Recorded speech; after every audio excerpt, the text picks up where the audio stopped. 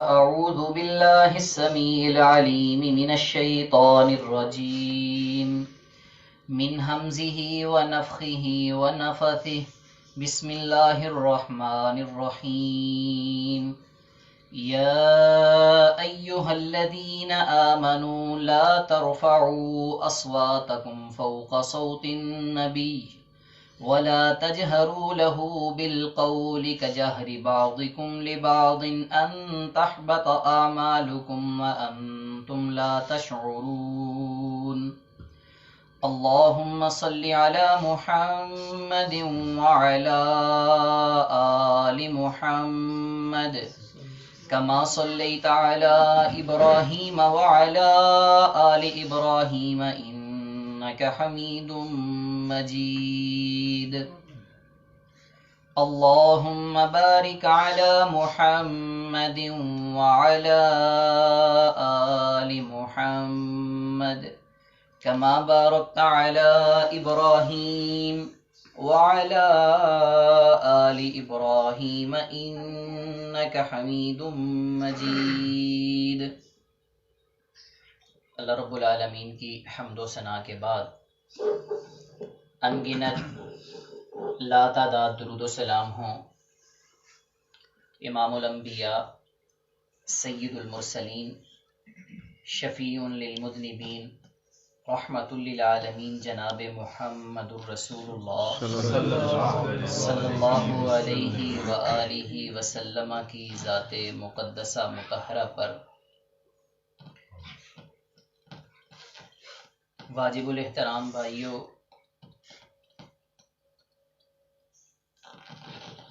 انسان زندگی میں کچھ ایسے کام کرتا ہے جن کی وجہ سے اس کے نیک اعمال ضائع ہو جاتے ہیں۔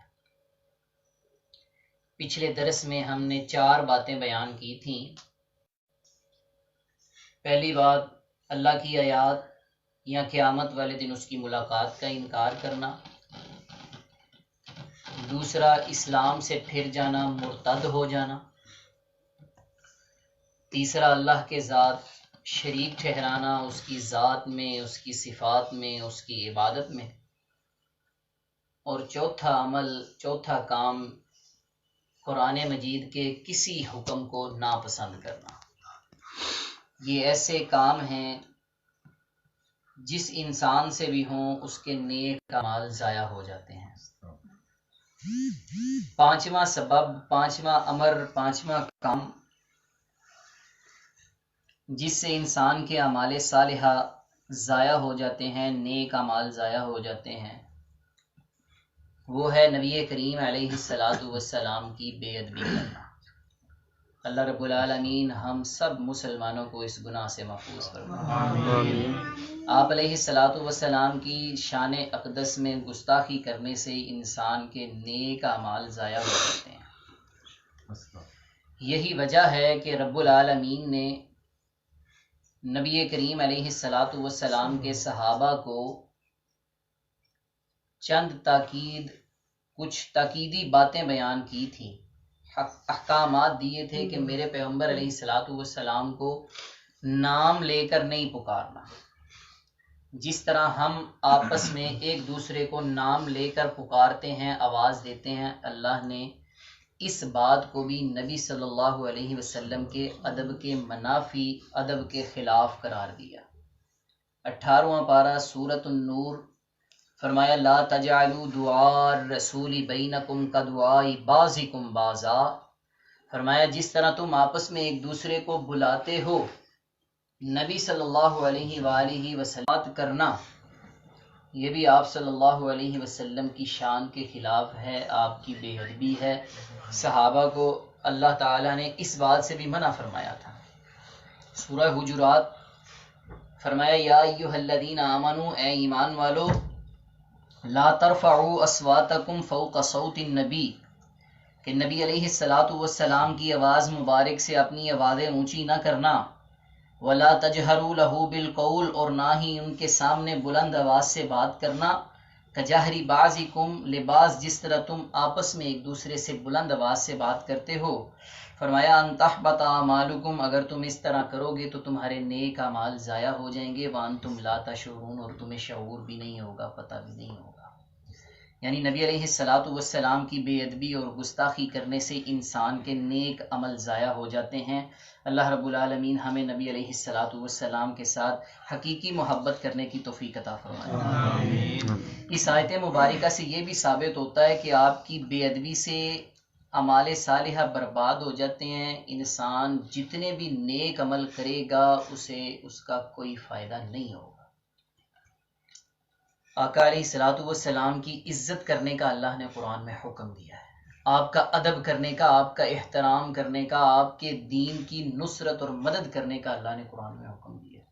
فرمایا انا ارسلناک شاہدا ومبشرا ونذیرا، اے میرے محبوب پیغمبر جناب محمد رسول اللہ صلی اللہ علیہ وسلم، یقیناً ہم نے آپ کو بھیجا ہے، مبعوث فرمایا ہے، شاہدن گواہی دینے والا، ومبشرا اللہ کی جنت کی، اس کی نعمتوں کی خوشخبریاں سنانے والا، ونذیرا اور اس کے عذابوں سے ڈرانے والا بنا کر مبعوث فرمایا ہے۔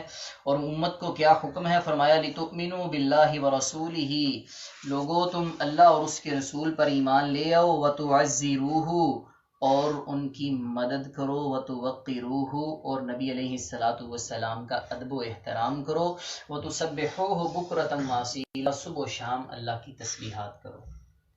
یہ امت کو حکم ہے کہ اللہ اور اس کے رسول پر ایمان رکھنا ہے صلی اللہ علیہ وسلم، نبی کریم علیہ الصلوۃ والسلام کے دین کی مدد کرنی ہے۔ دین کی مدد کیا ہے؟ اس دین کو پھیلانا ہے، جتنا پتہ ہے اس پر عمل کرنا ہے، لوگوں کو بتانا ہے۔ وَتُوَقِّرُوهُ اور آپ علیہ الصلوۃ والسلام کی دل و جان سے تعظیم کرنی ہے، ادب کرنا ہے، عزت کرنی ہے، آپ علیہ الصلوۃ والسلام کا احترام کرنا ہے۔ وَتُسَبِّحُوهُ بُكْرَةً وَأَصِيلًا، اگلا حکم صبح و شام اللہ کی حمد و ثنا بیان کرنی ہے۔ یعنی پانچواں عمل جس سے انسان کے نیک اعمال ضائع ہو جاتے ہیں وہ ہے آقا علیہ الصلوۃ والسلام کی شان اقدس میں گستاخی کرنا۔ اللہ امت مسلمہ کو اس سے محفوظ فرمائے۔ چھٹا عمل جس سے انسان کے نیک اعمال ضائع ہوتے ہیں وہ ہے ہدایت کے واضح ہو جانے کے بعد رسول اللہ صلی اللہ علیہ وآلہ وسلم کی مخالفت کرنا۔ یہ ایسا کبیرہ گناہ ہے، ایسا کبیر فعل ہے، جو انسان ایسا عمل کرے گا رب العالمین اس کے نیک اعمال ضائع کر دیں گے۔ کہاں لکھا ہے؟ 26واں پارہ سورہ محمد صلی اللہ علیہ وسلم۔ اللہ اکبر کبیرہ، فرمایا ان الذین کفروا وصدوا عن سبیل اللہ، بے شک وہ لوگ جنہوں نے کفر کیا، اللہ کے راستے سے روکتے رہے، وشاقوا الرسول اور رسول صلی اللہ علیہ وسلم کی مخالفت کی، من بعد ما تبین لہم الہدی، ہدایت کے واضح ہو جانے کے بعد۔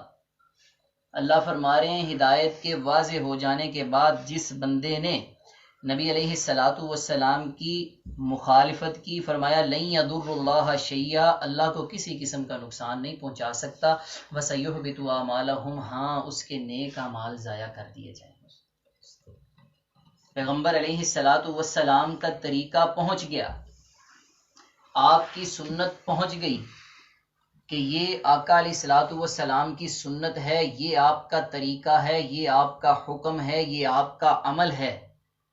انسان اس کے باوجود اپنی مرضی کرے تو یہ ایسا کبیرہ گناہ ہے۔ فرمایا من بعد ما تبین لہم الہدی، پتہ چل گیا ہے، پیغام پہنچ گیا ہے، بات واضح ہو گئی ہے، حق پتہ چل گیا ہے، اس کے باوجود انسان آقا علیہ الصلوۃ والسلام کی مخالفت کرے گا تو فرمایا لن یضر اللہ شیئا، اللہ کا کچھ نہیں بگاڑ سکے گا، وسیحبط اعمالہم، فرمایا اس کے نیک عمل ضائع ہو جائیں گے۔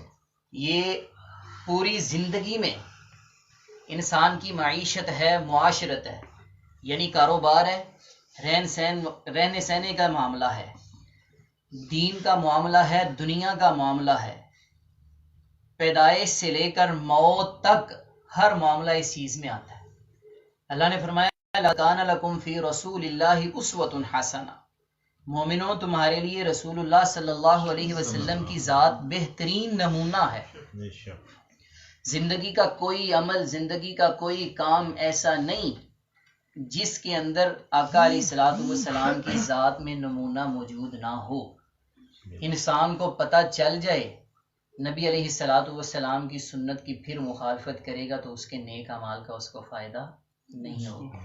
جتنی مرضی نمازیں پڑھتا جائے، جتنے مرضی صدقے کر لے، زکاتیں دے لے، حجیں کرتا جائے، روزے رکھتا جائے، جہاد کرتا جائے، الغرض جو نیک عمل بھی کرے گا، وَشَاقُّ الرَّسُولَ مِن بَعْدِ مَا تَبَيَّنَ لَهُمُ الْهُدَىٰ، قرآن مجید کے الفاظ ہیں، فرمایا مخالفت کرتا ہے رسول کی ہدایت کے واضح ہو جانے کے بعد، لَن يَضُرُّ اللَّهَ شَيْئًا، اللہ کو نقصان نہیں پہنچا سکتا، وَسَيُحْبِطُ أَعْمَالَهُمْ، اس کے نیک عمل ضائع ہو جائیں گے۔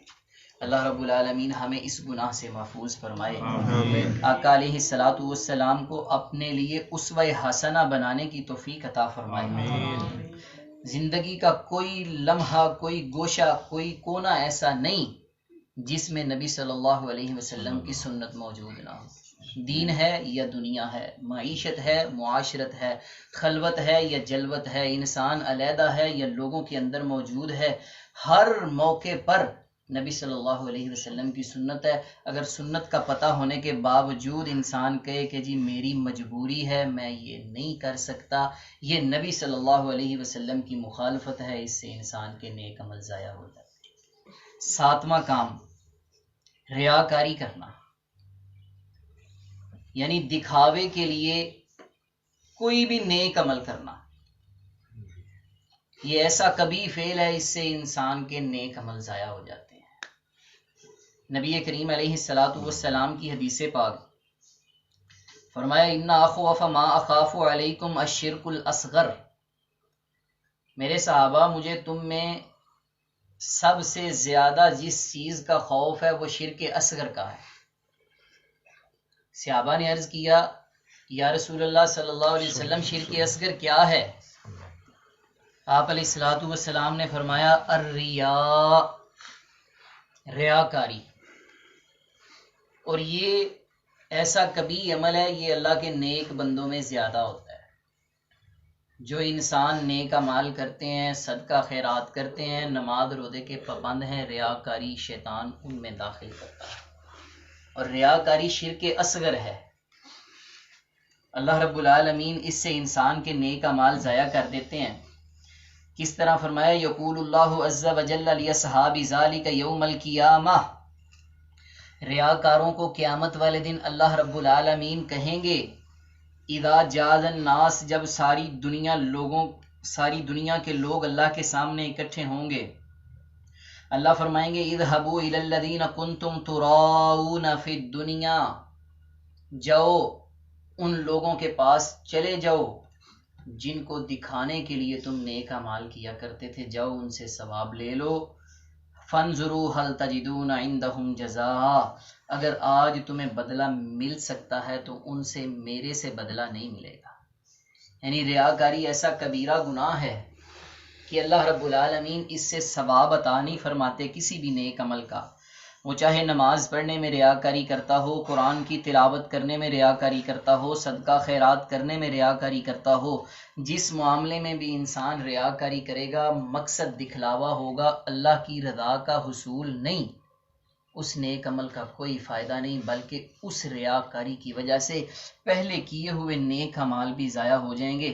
حضرت ابو امامہ بیان کرتے ہیں کہ ایک بندہ نبی کریم علیہ الصلوۃ والسلام کے پاس آیا، کہنے لگا اللہ کے رسول آپ کا کیا خیال ہے کہ جو شخص جنگ میں اس لیے شریک ہوا کہ اسے اجر و ثواب بھی ملے، شہرت بھی ملے، اللہ کے رسول مجھے بتائیے کیا اسے کچھ ملے گا؟ جنگ کرنا، کافروں کے ساتھ قتال کرنا بڑا عظیم عمل۔ صحابی نے پوچھا اللہ کے رسول بندہ اس نیت سے جائے کہ اجر و ثواب بھی ملے، شہرت بھی ملے، تو کیا کچھ ملے گا؟ فرمایا لا شیء، میرے صحابی اسے کچھ نہیں ملے گا۔ کیا ہے؟ ریاکاری آ گئی، دکھاوا آ گیا، دکھاوے کی وجہ سے اعمال ضائع ہوں گے بلکہ اجر و ثواب بھی جاتا رہے گا۔ اس بندے نے 3 مرتبہ نبی صلی اللہ علیہ وسلم سے یہی سوال پوچھا، آپ علیہ الصلوۃ والسلام نے اسے جواب دیا، فرمایا ان اللہ لا يقبل من العمل الا ما كان له خالصا، فرمایا اللہ صرف اور صرف وہی عمل قبول فرماتے ہیں جو خالص اس کی رضا کے لیے کیا جائے، وابتغی بہ وجہہ، اس میں اس کی رضا تلاش کی جائے، اللہ کی رضا کے حصول کے لیے جو عمل کیا جائے گا اسی کا ثواب ملے گا، دیگر اعمال جن میں انسان نے ریاکاری کرے گا اس کا ثواب نہیں ملے گا۔ اللہ رب العالمین ہم سب کو ریاکاری سے بھی محفوظ فرمائے۔ آمین۔ آٹھواں گناہ، آٹھواں کام جس سے انسان کے نیک اعمال ضائع ہوتے ہیں وہ ہے تنہائی کے اندر اللہ کی حرام کردہ چیزوں کا ارتکاب کرنا۔ یہ ایسا کبیرہ گناہ ہے، ایسا کبیح فعل ہے، ایسا برا عمل ہے کہ اس سے انسان کے نیک اعمال ضائع ہو جائیں۔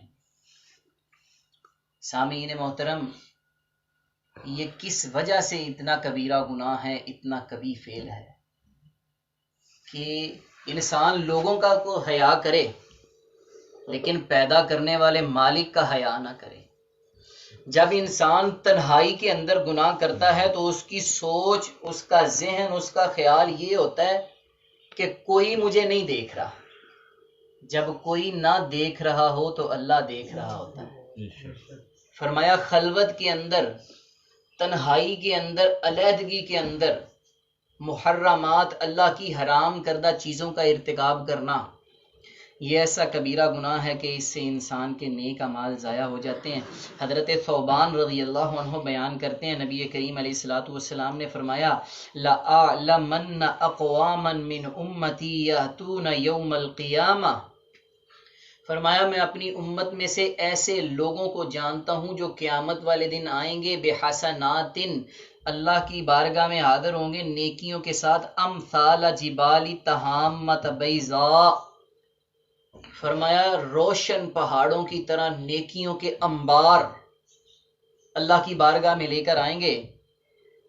فَجَعَلَهُ اللَّهُ عَزَّ وَجَلَّ هَبَاءً مَنْثُورًا، اللہ رب العالمین بکھری ہوئی ریت پر جس طرح ہوا چلتی ہے تو وہ اڑ جاتی ہے، اس طرح نیک اعمال اڑا دیں گے، ضائع کر دیے جائیں گے، نیک اعمال قبول نہیں ہوں گے۔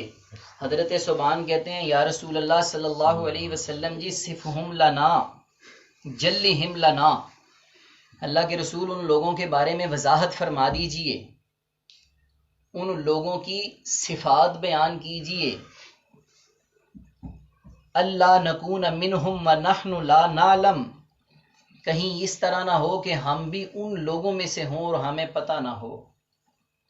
نبی کریم علیہ الصلوۃ والسلام نے فرمایا میرے صحابہ اما انہم اخوانکم ومن جلدتکم، فرمایا میرے صحابہ سن لو وہ تمہارے ہی بھائی ہوں گے، تمہاری ہی قوم سے ہوں گے۔ یاخذون من اللیل کما تاخذون، جس طرح تم راتوں کو اٹھ کر نمازیں پڑھتے ہو وہ بھی تہجد پڑھا کریں گے، راتوں کی نمازیں پڑھا کریں گے۔ ولکنہم اقوام اذا خلوا بمحارم اللہ، لیکن وہ ایسے لوگ ہوں گے جب انہیں علیحدگی میں اللہ کی حرام کردہ چیزیں میسر آئیں گی، انتہفوہا، فرمایا وہ ان کا ارتکاب کر لیں گے۔ یہ علیحدگی میں، تنہائی میں گناہ کرنا ایسا کبیرہ گناہ ہے کہ اس سے انسان کے نیک اعمال ضائع ہو جائیں گے۔ بندہ یہ سمجھتا ہے کہ مجھے کوئی نہیں دیکھ رہا، لیکن اسے یہ خیال ہونا چاہیے کہ رب رحمان دیکھ رہا ہے۔ خالق کائنات جس نے ہمیں پیدا کیا ہے اس کی حیا سب سے زیادہ کرنی چاہیے۔ انسان اس کی حیا نہیں کرتا، لوگوں سے ڈرتا ہے، لوگوں کی حیا کرتا ہے۔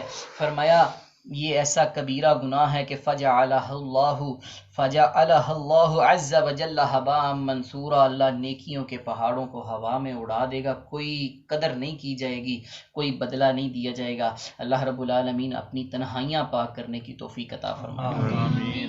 اس کے بعد نماز اثر کو جان بوجھ کر چھوڑنا، یہ ایسا کبیح فعل ہے، ایسا کبیرہ گناہ ہے کہ اس سے انسان کے نیک اعمال ضائع ہو جاتے ہیں۔ ساری نمازوں کی حفاظت یہ انسان کی ذمہ داری ہے، اس پر فرض ہے، فرمایا حافظوا علی الصلوات والصلاۃ الوسطی، لوگوں نمازوں کی حفاظت کرو، والصلاۃ الوسطی بالخصوص درمیانی نماز کی، وقوموا للہ قانتین، اپنے اللہ کے سامنے فرما بردار بن کر کھڑے ہو جایا کرو۔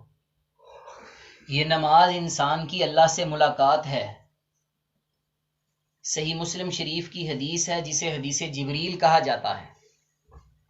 نبی کریم علیہ الصلوۃ والسلام کے پاس حضرت جبریل آئے، پوچھا اللہ کے رسول احسان کیا ہے؟ فرمایا ان تعبد اللہ کأنک تراہ فإن لم تکن تراہ فإنہ یراک، اللہ کی عبادت اس طرح کر کہ تو اپنے اللہ کو اپنے سامنے دیکھ رہا ہے۔ فَإِن لَمْ تَكُنْ تَرَاهُ فَإِنَّهُ يَرَاكَ، اگر تیرے ایمان کی یہ کیفیت نہیں تو کم از کم اتنی ضرور ہونی چاہیے کہ تیرا رب تجھے دیکھ رہا ہے۔ یہ مطلب ہے وَقُومُوا لِلَّهِ قَانِتِينَ، لوگوں اللہ کے لیے فرما بردار بن کر کھڑے ہوا کرو۔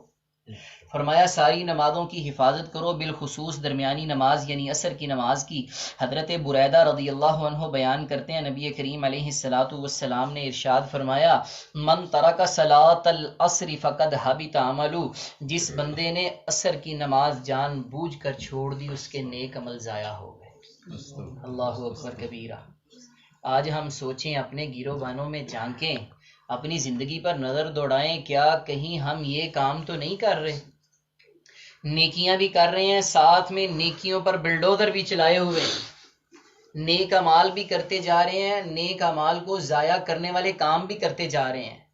فرمایا من ترک صلاۃ العصر فقد حبط عملہ، جس نے عصر کی نماز کو چھوڑ دیا اس کے نیک عمل ضائع ہو گئے۔ اللہ رب العالمین ہمیں نمازوں کی حفاظت کی توفیق عطا فرمائے، بالخصوص نماز عصر والصلاۃ الوسطی جسے قرآن نے درمیانی نماز کہا ہے۔ اللہ رب العالمین ہمیں ان گناہوں سے محفوظ فرمائے۔ وآخر دعوانا ان الحمد للہ رب العالمین۔ جزاکم اللہ خیر۔ درس دے حوالے دے نال بھائی کسی نے کوئی گل پوچھنی ہوئے، کوئی بات سمجھ نہ آئی ہوئے، پوچھ سکتے ہو جی۔ ہاں جی